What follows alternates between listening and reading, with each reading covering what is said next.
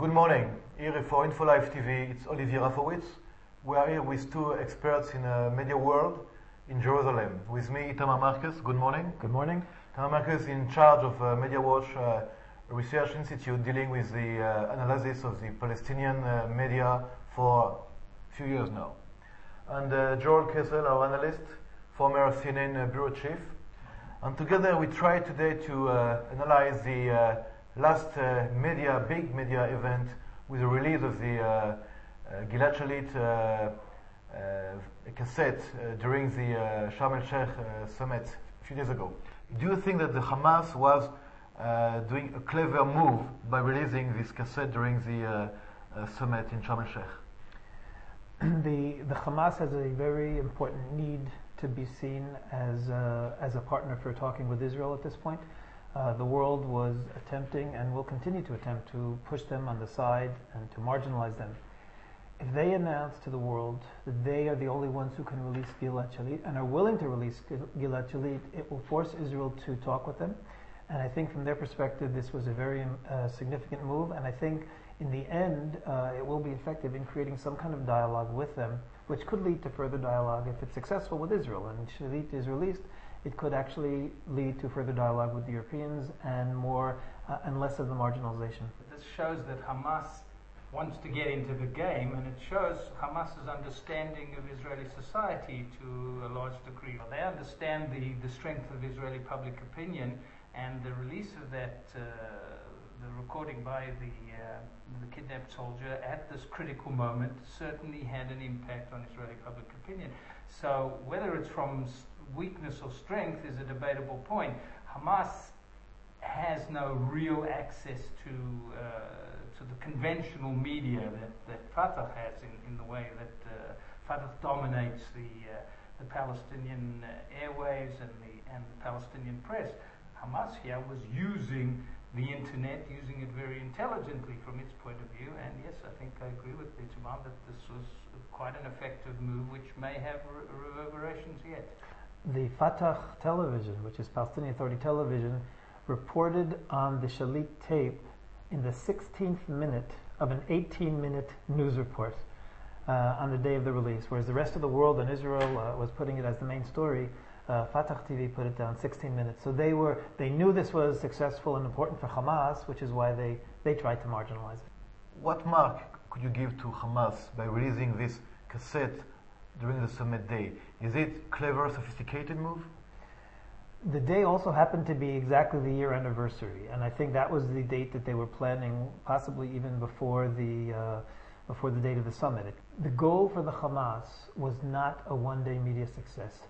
They have a long-term strategy. They have to be accepted as mainstream or as close to mainstream. They have to be someone the world is willing to talk to. Television, radio, newspapers. What do you see? More hatred in Fatah or more hatred in Hamas media against Israel? I don't know about that. I think the hatred's less important to us. Let's say there is hatred and there is antagonism, but that's something you live with if they are considered the enemy. That's not, in my opinion, that's not entirely relevant. The important thing is whether when and wherever they relate to Israel on a realistic basis and try to get some kind of call it communications going, or have an agenda to interact with Israel as they did, as Itamar has been saying, on this occasion. Then you have to take notice of them. Other times you can shove them aside and say it's irrelevant. I think the Palestinian media for us has been a very, very accurate indicator of the direction that the Palestinian leadership wanted to lead their people. We have found, for example, we would find the same messages in television programming, we'd find the same messages in the school book, we'd find the same messages in infrastructure naming.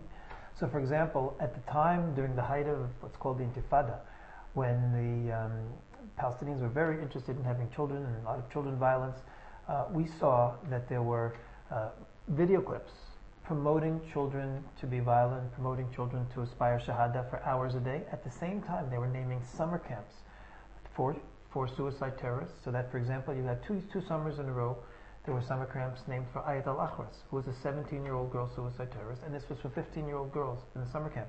So they were getting the message from there. They were naming cultural events. They had a book of the month. which was distributed. It was children's poetry given out with the LA newspaper. This was under the Ministry of Culture, and the book of the month was named for Hanadi Jaradat. It was a poem dedicated. Hanadi Jaradat was the suicide terrorist from Haifa. So we're seeing the media for us is a window into Palestinian society, and we see that the Ministry of Culture, the Ministry of Education, the Ministry of Sports and Youth are all promoting shahada and violence at the same time. We know that this is the message that children are getting from every place in their lives. I think inevitable in a developing society or a society, nascent state in the making, that you're going to have what we call recruited media. It's not a democracy in the sense that Israel is a democracy to that degree, where the media has an independent role. But I think it's understandable, if not always acceptable. Of course, it's not acceptable that they're promoting suicide bombers. One of the misperceptions is that during the early period of Oslo, Palestinian Authority in Arabic was promoting the peace process. From 1996 through 2000, there was incitement to vicious hatred. In July of 2000, it changed from hatred to incitement to violence, and we saw the change. And we reported on the change. In fact, we reported in the September 20th. We published a report. The opening sentence was... Have you met with Palestinian media people in these years? I met regularly. I represented Israel in the negotiations with the Palestinians. What were their reactions when you talk about these issues to them? What were the reactions of these guys? We used to have meetings once a week, and the Palestinian representative was Marwan Kanafani, and the meetings would always begin with my presenting to the American delegation as well the examples of hatred and incitement that appeared that week in Palestinian media. Marwan Kanafani would have a pile of papers this high, and he would say, "Oh, you want to talk about incitement? Look at all these examples of incitement that I have here, but I don't want to talk about incitement. I want to talk about peace and promoting peace," and then he would ramble on. They never actually responded to the problem of incitement. There is absolutely no symmetry between systematic indoctrination and brainwashing of children to having... I wouldn't mind if Palestinian media was pro-Palestinian. What my problem is when they take a theme. I'll give you, for example, right today, we have been seeing incessantly promotion of shahada for adults on Palestinian TV. The point is that why is Mahmoud Abbas directing TV this week when the world is coming closer to him and they're having a summit to all of a sudden broadcasting a video clip which shows a man being shot and going to heaven and being greeted by the virgins of paradise over and over again? Why? Why the Palestinians still, in this week of progress toward Fatah, are still broadcasting such pictures? It's a problem for Palestine, but I suggest that the whole concept of focusing on the Palestinian media as the central issue is mistaken. Why Hamas did not release pictures of Gilad Shalit, only the voice? I don't know. It's a speculation of whether he's not in good enough shape. If he would be looking very poorly, it wouldn't have the effect that they managed to get across by, appealing for help in his voice, or he's appealing for help. What is the impact of voice for TV without pictures? Well, it's intriguing, if nothing else. You want to know. It asks the question. It adds a certain aura of mystery to it. Their official reason was that they didn't want Israel to be able to identify the place where he's being held. TV is so strong on Palestinian public opinion?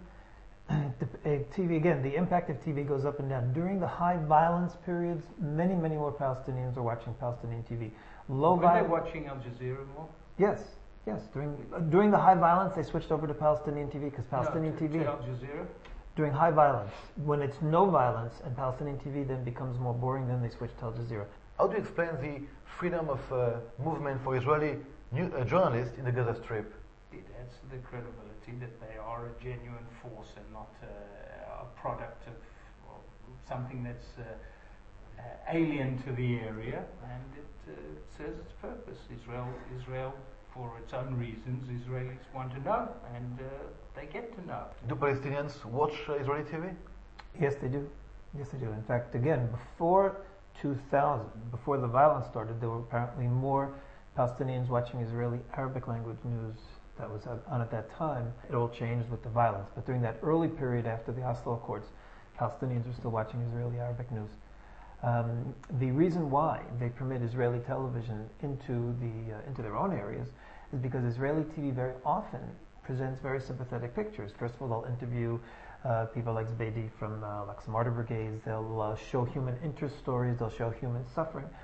Israeli television is very, very mature and very, very democratic, and it will show the picture that is actually happening there. And this works to the advantage of the Palestinian Authority and the advantage of Israelis seeing what's happening.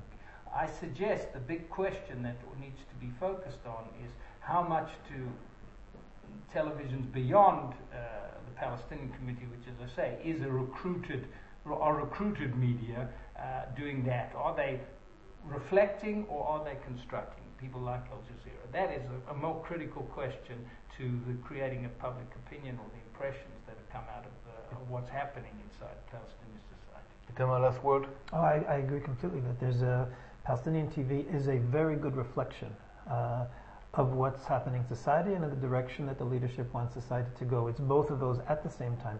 It's certainly not leading society. It's a mirror of society. Can we expect some surprise from Hamas about next step with Gilad Shalit?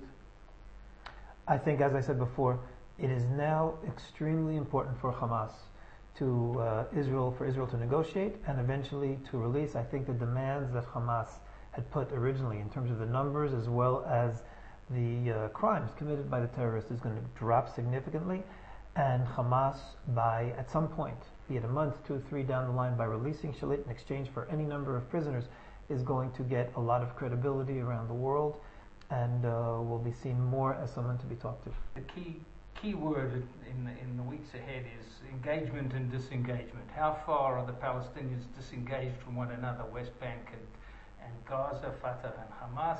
How far is the apparent trend in Israel and in the West, the United States, possibly also Europe, to keep that division, that disengagement intact?